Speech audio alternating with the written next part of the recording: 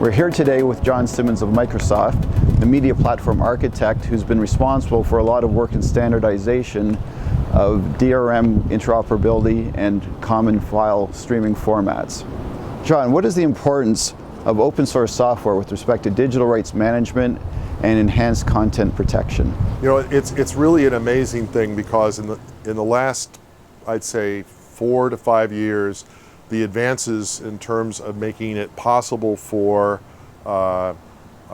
interoperable open source browsers to consume commercial video content has exploded because of the requirements of enhanced content protection, pushing the DRM down into the platform and enabling the kind of interfaces that we've been discussing today, the Open CDM, which is on GitHub, which is based on a specification that Microsoft published several years ago.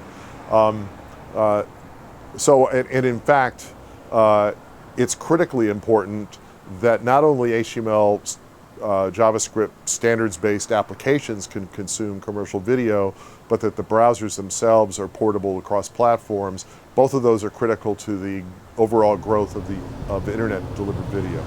What were the key standards responsible for the progression to interoperable DRM? Yeah, so the most important standards, the first standard was the Common Encryption Spec, which Microsoft made the first version of that spec and published it at IBC in 2009. And that was the starting point where we got all of the DRM providers to agree to support that spec even before it was a standard. And once it became a standard and got coupled with the DASH spec, the Dynamic Adaptive Streaming over HTTP spec, we were on our way to developing a interoperable media encoding framework for commercial video. You mentioned that we are at an important inflection point in the industry where we can now have many devices and many services being broadcast with enhanced content protection. Well, I think the important thing is, as I mentioned earlier, is that we had a big inflection point in 1989 with the internet when AT&T made TCP/IP public source and open source. And at the same time, we had a major inflection point in 1993 with the web, when the web went from 26 websites to 1 million websites by 97 because of the existence of Mosaic. Every time there is a decoupling of the server, the source of content on the internet, and the receiver of the content, a decoupling through standards and open source implementations, we see a hockey stick growth, and we're about to see a hockey stick growth in commercial video delivery, and more importantly, in such a way where we've freed up the long tail of commercial video because it no longer will take them as many development hours to produce clients on all the different embedded devices. The 15 billion video-enabled embedded devices that we're going to see worldwide by 2020, if they're all supporting HTML5 JavaScript implementations and DRM well into the hardware, then all those video services will be lit up, all the ones that have to do with sports franchises. I like to think every magazine you see in a magazine stand could become a television channel by the year 2020.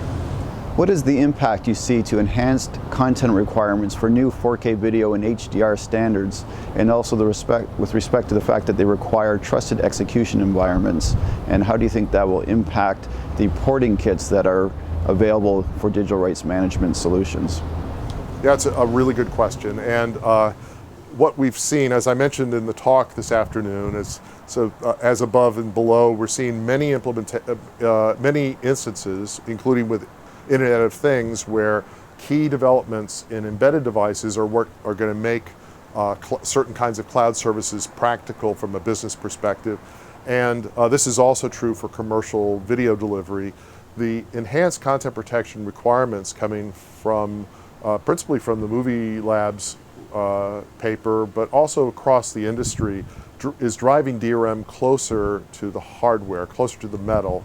And in the process of doing that, it's freeing up the applications from being involved in the trusted execution environment, for kind of lifting them up where they can be more interoperable. So that tendency is kind of a perfect storm, the tendency towards enhanced content protection, coupled with the emergence of new standards for HTML5 for consuming DRM protected video content, coupled with the ability for those browsers to be to be decoupled from which particular DRM technology they're talking to through an interface like the OpenCDM. This tendency is what's actually enabling large-scale growth of commercial video.